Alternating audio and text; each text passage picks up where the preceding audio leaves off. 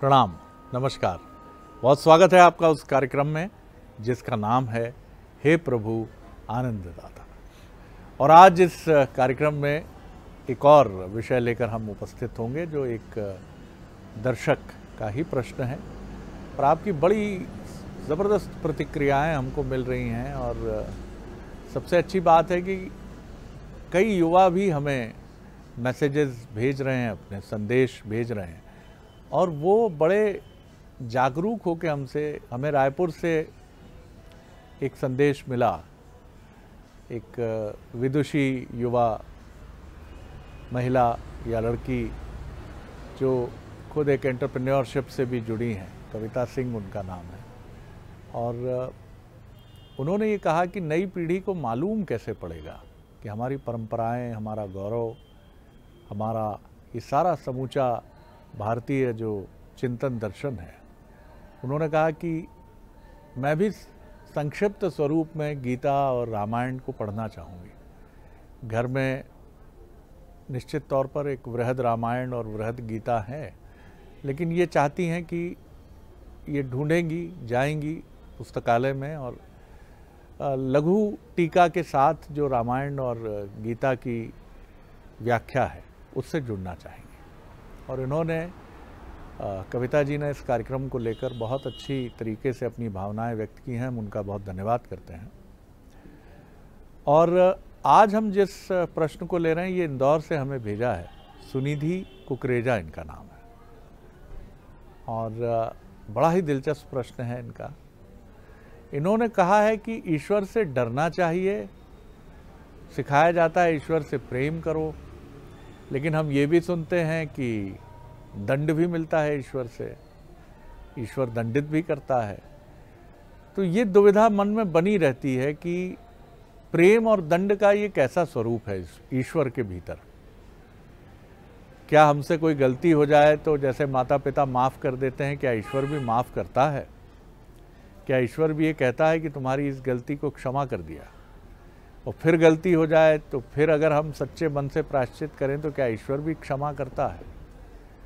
और दूसरा, इन्होंने इसके साथ ही एक सप्लीमेंट्री प्रश्न ये भी जोड़ा है कि लोग कहते हैं कि पाप पुण्य का एक गणित है, फलित है।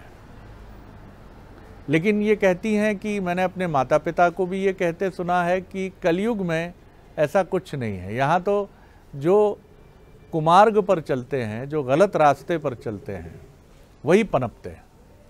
तो फिर यहाँ ईश्वर की क्या भूमिका है? क्या कलयुग में बेईमानी जायज़ है?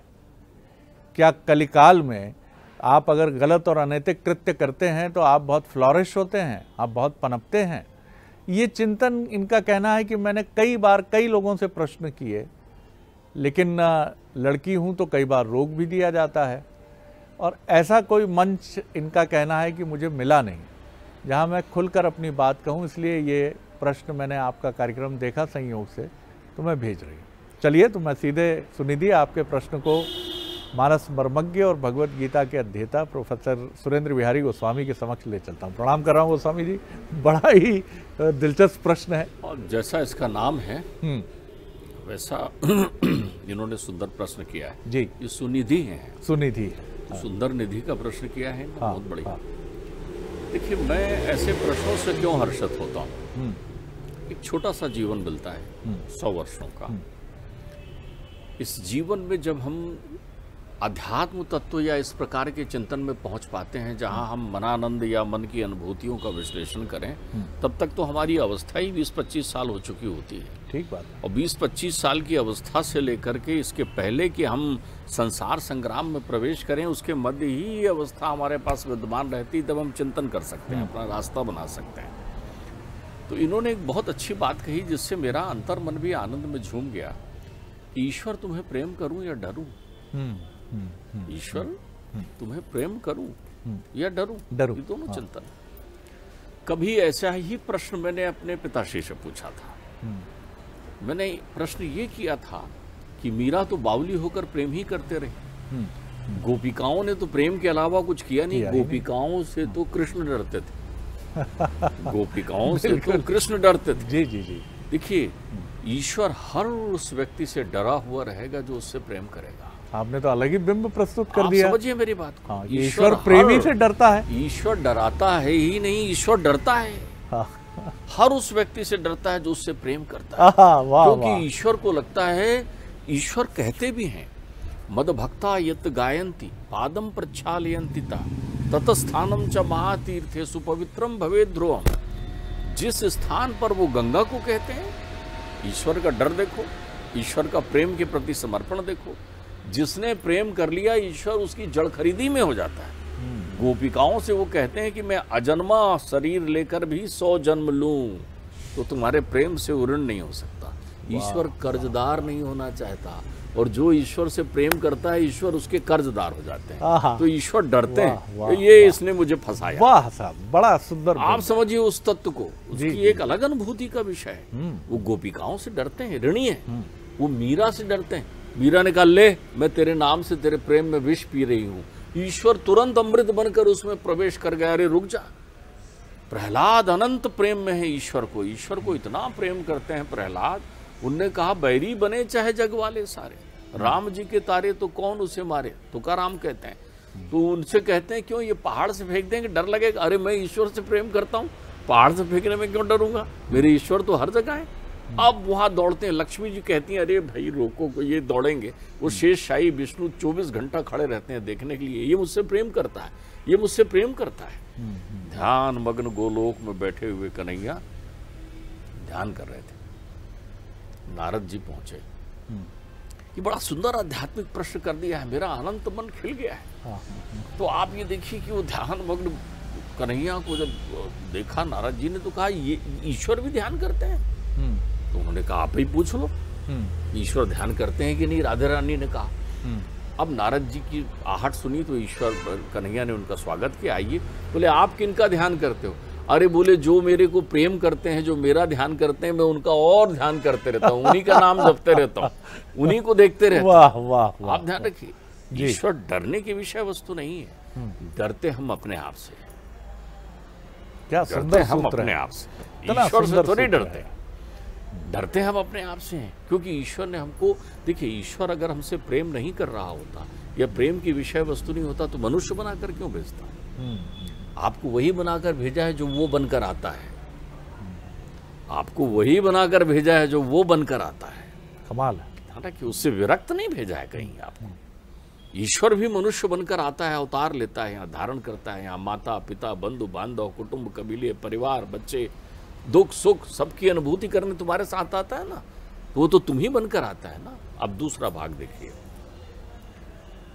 आप अपने आप से जब प्रेम करते हो तब ईश्वर से प्रेम कर रहे होते हो। लेकिन अपने कौन से स्वरूप से?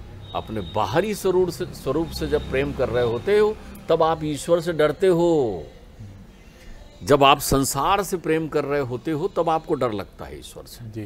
क्यों? क्योंकि तब आप ये सुनते हो, पाप पुण्य कुछ नहीं होता, जो करना है सो कर, इसका छीन इसका ले, उसका खा इसका कर, सब कर रहे होते हो, लेकिन भीतर डर रहे होते हो। क्या बात है।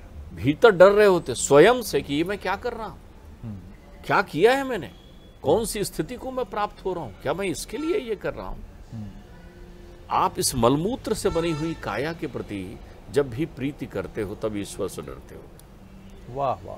ध्यान रखिए, अच्छी बात। जब आप अपने बच्चों से, अपने परिवार से, अपने व्यापार से खूब प्रेम करने लगते हो तब आप ईश्वर से डरते हो। डरते हो। क्यों डरते हो? अरे कोई छीन ना ले, कोई छीन पैसा चला ना जाए, ये बहू मेरी बात मानते रहे, ये लड़का मुझसे ये ना कर दे। तब आप ईश्वर के पास जाकर हाजिरी लगाते हो, हे ईश्वर ये सब ठीक रहे, सब ठीक रहे। आप डर रहे हो ईश्वर से, लेकिन ईश्वर तो केवल प्रेम कर रहा है। लेकिन जैसे ही आप भीतर अपने आप से प्रेम करते हो और उसको धन्यवाद देते हो, मुझे कितना सुंदर मनुष्य का जीवन दिया। जब आप सत्कर्म कर रहे होते हो तब ईश्वर से प्रेम कर रहे होते हो आप। जी। ध्यान रखिए, दर्पण में देखकर, अपनी भौतिक छवि को देखकर खुश होना ईश्वर से प्रेम नहीं है। लेकिन अपने अंतर मन के आईने में अपने कर्तव्यों को देखकर आनंद में होना ईश्वर से प्रेम करना है। जो आप कर रहे होते हो तो आपके जीवन में भी वो बाहर आती है। हम अपने से जब प्रीति करते हैं, अपने से स्वयं से प्रीति करते हैं, तब ईश्वर से प्रेम करते हैं। और जब हमें अपने ही कर्तव्यों के प्रति घृणा उत्पन्न हो जाए तब आप समझ लीजिए हम ईश्वर से डर रहे होते हैं। गजब का सूत्र डरते है हम स्वामी जी, डरते गजब का हम सूत्र। अपने कर्तव्य वाह, के वाह, प्रतीक है शरद जी। क्या बात। अपने कर्तव्यता कर्तव्य के बहुत बहुत अच्छा सूत्र है। ईश्वर हमारी उस मानसिक भावनाओं का प्रतीकात्मक स्वरूप ले लेती है जिसके आधार पर हम पुण्य और मैं पाप आपके इस बना लेते वक्तव्य को दोहराना चाहूँगा। देखिए, ये बड़ा सर क्रांतिकारी वक्तव्य है। मैंने जीवन में कम इस तरह की चीज़ें पढ़ी और सुनी हैं कि जब आपको अपने कर्तव्यों से घृणा हो जाए, आप जो कर रहे हैं अपने एक्ट से आपको नाराज़गी हो, आप प्रस्तुत नहीं करते हैं, आप कहते नहीं हैं किसी से कि मैंने उसका ये छीन लिया, उसके साथ धोखा किया, उसको आज बहुत ज़ोर से मैंने नाराज़गी व्यक्त की। आप जस्टिफाई ही तो करते हैं, लेकिन डरते रहते हैं कि कहीं कोई पकड़ ना ले। कौन पकड़ेगा? आप ही तो हैं जी। भय ईश्वर का है ही नहीं ना तुम्हें। जिस दिन तुम्हारे अंतर चित्त में वास्तव में भय हो जाए ईश्वर का, उस दिन तुम उसके प्रेम की पराकाष्ठा पर होगे, क्योंकि तब ईश्वर और तुम एक हो चुके होगे। जिस दिन वास्तव में उससे भयक्रांत, भय आपको अपने शरीर के क्षरण का है, भय आपको अपनी भौतिकता के जाने का है, भय आपको मृत्यु का है, डर आपको रोगों का है, नाम ईश्वर को दे रहे हो, नाम ईश्वर को दे रहे हो। सही बात है। भाई, आपके शरीर को नष्ट करने के लिए एक बुखार हुआ, आप चले गए, हार्ट अटैक आया, आप चले गए, या कैंसर हुआ और आप घुट घुट कर चले गए, तो इसमें आपके पाप पुण्य नहीं है, वो तो शरीर को नष्ट होने का तरीका है। उसमें किसी प्रकार का कोई पाप पुण्य नहीं है। किसी को चर्म रोग हो गया, किसी को कोढ़ हो गया, कोई अस्पताल में गल के शरीर त्याग कर रहा है, तो वो तो शरीर गल रहा है, वो थोड़ी गल रहा है। आत्मा तो अजर अमर अनादि अखंड अभेद है। उससे क्या हो रहा है? लोग जोड़ देते हैं, वो जो कर्म किया वो भोग रहा है। कमाल है, भोग कौन रहा है? अरे जिसका जन्म ही नहीं हुआ है, जिसका शरीर ही नहीं है, वो क्या भोगेगा? वो तो ईश्वर अंश जीव अविनाशी, वो तो उससे ईश्वर इसीलिए उससे प्रेम करता है। कोई खुद से नफरत कर सकता है क्या? हाँ। ईश्वर से कोई कहे कि क्या तुम अपने आप से प्रेम नहीं करते? अरे हम उसकी संतान हैं, हम उस परमात्मा के अंश मात्र हैं, तो ईश्वर हमसे कैसे हमको डरा सकता है? बल्कि वो हमेशा डरा रहता है, मेरे बच्चे सब ठीक तो है ना, मेरी आत्मा को कोई कष्ट तो नहीं हो रहा है ना। शरीर की आधी व्याधि हमारे कर्म और परिवेश पर निर्भर करते हैं। तो हम चूंकि ये भेद नहीं कर पाते। ध्यान रखिए, पायो रे मैंने प्रेम रतन धन पायो, ये प्रेम प्राप्त कर लिया है। तब मीरा नाच रही है, हम समझ रहे हैं, हम कल्पना कर रहे हैं कि मीरा की घुंघरू बज रही है और मीरा वो लेकर के नाच रही है। अरे मीरा का अंतर मन नाच रहा है, मीरा के आत्मा में अनंत आनंद की अनुभूति हो गई है। शबरी क्या ईश्वर से डरती है? अगर डरती होती तो साक्षात राम पहुंचे तो फिर वो डर जाती, मैं जूठा क्यों खिलाऊं? भेद खत्म हो गया है ना, तो केवल प्रेम करती है। भेद खत्म हो गया है ना, तो केवल प्रेम करती है।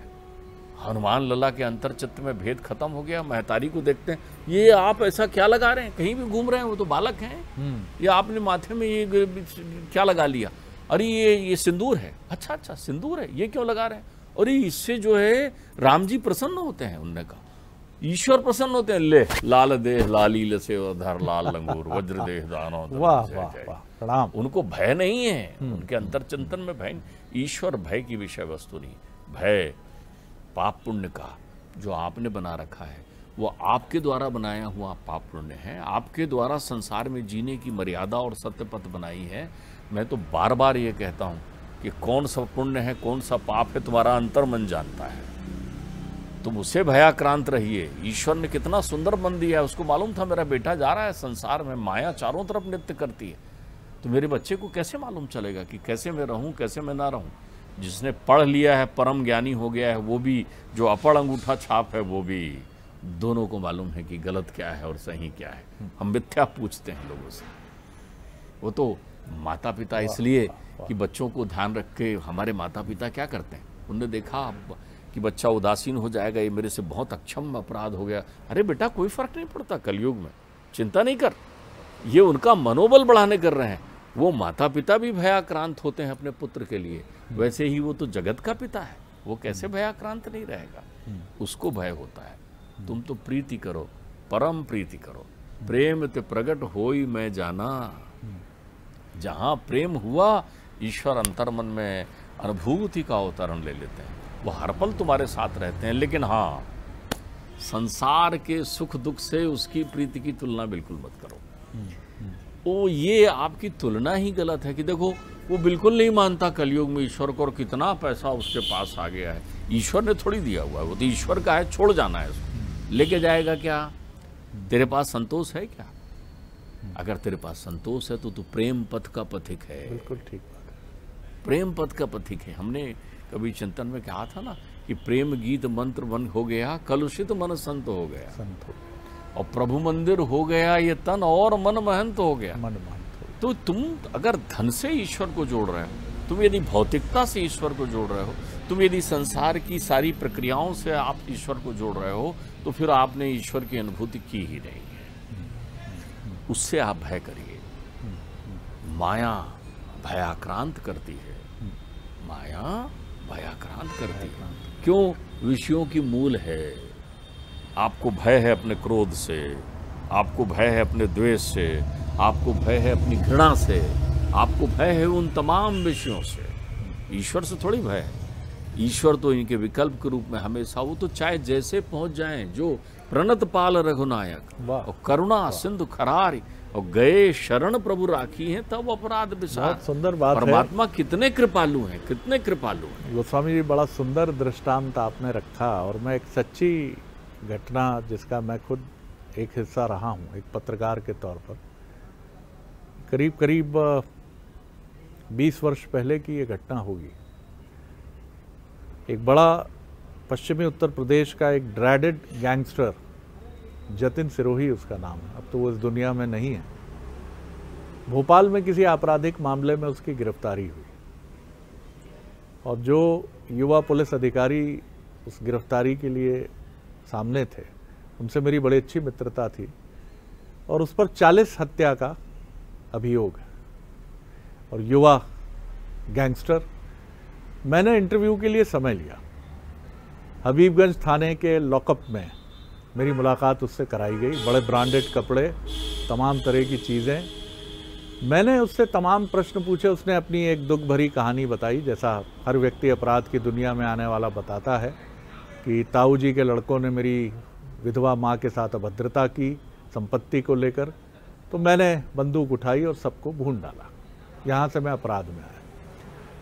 लेकिन एक प्रश्न पर मैं ठिठक गया, और उसी प्रश्न पर मैंने उस खबर को लिखा, और वो पूरे देश में, मैं एक नेशनल न्यूज़ एजेंसी में था उस वक्त। मैंने उससे पूछा कि 40 से ज़्यादा लोगों की हत्या का आप पर आरोप है, क्या आपको मृत्यु से डर लगता है?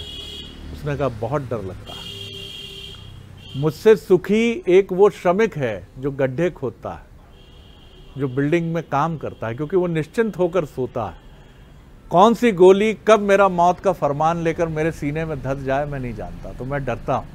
तो उस खबर को मैंने ऐसे ही लिखा था कि 40 से ज़्यादा लोगों की हत्या का आरोपी जतिन सिरोही भी मौत से डरता है। जी देखिए, आप एक बात समझिए, अमर होने का वरदान तो रावण के पास भी है ना, अमर होने का वरदान तो हिरणाक्ष के पास भी है ना, अमर तो जो है कालनेमी भी होना चाहता है, अमर तो कंस भी होना चाहता है।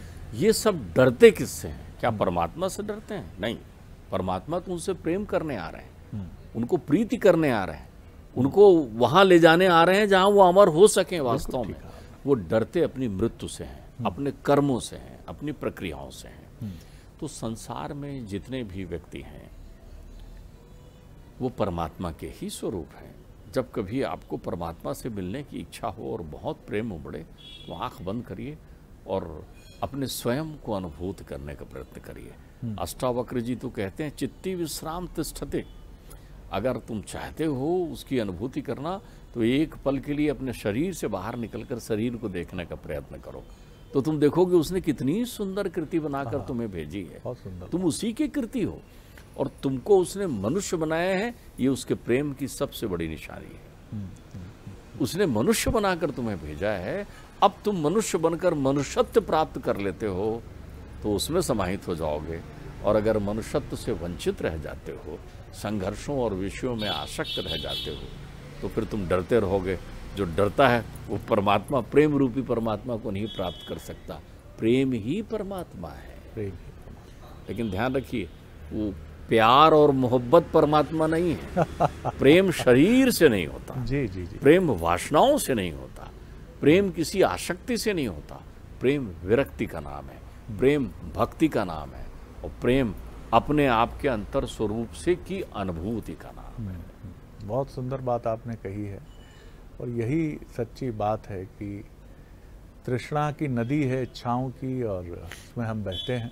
एक कवि रमानाथ अवस्थी छायावादी गीत के बहुत सशक्त हस्ताक्षर, वो कहते हैं, देह मिली है दुख भी मिलेगा, सबने सहा है तू भी सहेगा।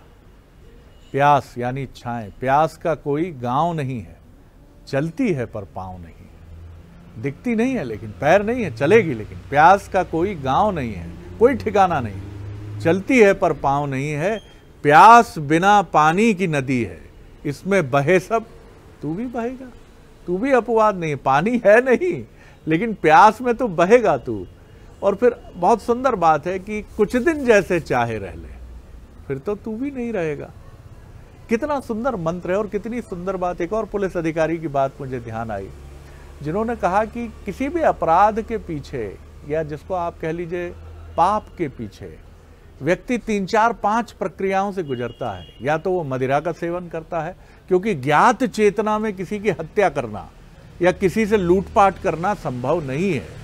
या तो आपने अल्कोहल लिया है, या फिर आपने लालच की पट्टी इतनी गहरी बांध ली है कि आपको लगता है कि नहीं, मेरे लालच के आगे कुछ भी नहीं है, आप वो बांध लेते हैं। और या आप अहंकार और क्रोध से भरे होते हैं, प्रतिशोध से भरे होते हैं।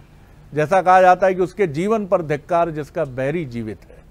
ग्वालियर चंबल में ये कहावत कभी कही जाती थी और बड़े गर्व से वहाँ ये कहा जाता था कि माँ अपने बेटे को दिखाती थी कि देख, यही तेरा बैरी है, इसी की छाती पर तुझे गोली मारनी है। तो प्रतिशोध की ऐसी विकृत कहानियाँ ही उस तथाकथित पाप को जन्म देती हैं जिसमें ईश्वर का कोई हाथ नहीं है। बहुत सुंदर व्याख्या है साहब। आज तो मैं प्रोफेसर गोस्वामी जी को एक बार फिर हृदय से प्रणाम करता हूँ कि आज का जो चिंतन है ओहो अद्भुत है। ईश्वर तो आपसे डरता है, यानी आप उससे प्रेम करते हैं। वो कहता है कहीं ये ऋण ना लाद दे मुझ पर। वो आपकी तरफ सशंकित होकर देखता रहता है, प्रेम से भरा हुआ, कि क्या तुम्हारी इच्छा है भाई, मैं तुम्हारी तरफ देख रहा हूँ। तो ईश्वर डरने के लिए नहीं है। गोस्वामी जी का कंक्लूडिंग कमेंट। देखिए, एक बहुत सीधी सी बात है। एक पिता कब प्रसन्न होते हैं? जब उन्हें लगता है कि पुत्र उनका स्मरण कर रहा है, और जो पुत्र उनका स्मरण कर रहा होता है, पिता उसके बारे में हमेशा सजग रहते हैं कि मेरा पुत्र ठीक है कि नहीं। अरे कल तुम्हारा फोन नहीं आया बेटा, रात में मुझे नींद नहीं आई, तुम ठीक तो हो? इसलिए कि आपके संवाद के क्रम बने हुए हैं। तो आप उनको ध्यान करते रहें, यही आपका उनका प्रेम है। बाकी सब उन पर छोड़ दें, जाही विधि राखे राम ताही विधि रहे। और इसीलिए जो अपने बाह्य स्वरूप में उलझा है उसके मन में डर है, क्योंकि बाह्य स्वरूप नष्ट होने वाला है। ये शरीर, ये कलेवर, ये सब नष्ट होने वाला है। और अंदर का जो स्वरूप है वो अजर अमर है। तो चुनना तो बुद्धिमानी तो अंदर के स्वरूप को ही है, क्योंकि जैसा हम कहते हैं कि सस्ता जो लेता है वो रोता है, और महंगा, यहाँ तो महंगा कुछ नहीं, यहाँ तो प्रेम है, इसलिए महंगा रोए एक बार भी नहीं कहना चाहिए। यहाँ तो आपने एक बार अगर ईश्वर से प्रेम कर लिया तो फिर तो जीवन में आगे ही बढ़ना है। बहुत प्रणाम करता हूँ गोस्वामी जी, आनंद आ गया आज की चर्चा में। अगले एपिसोड में एक और विषय लेकर उपस्थित होंगे। प्रणाम, नमस्कार।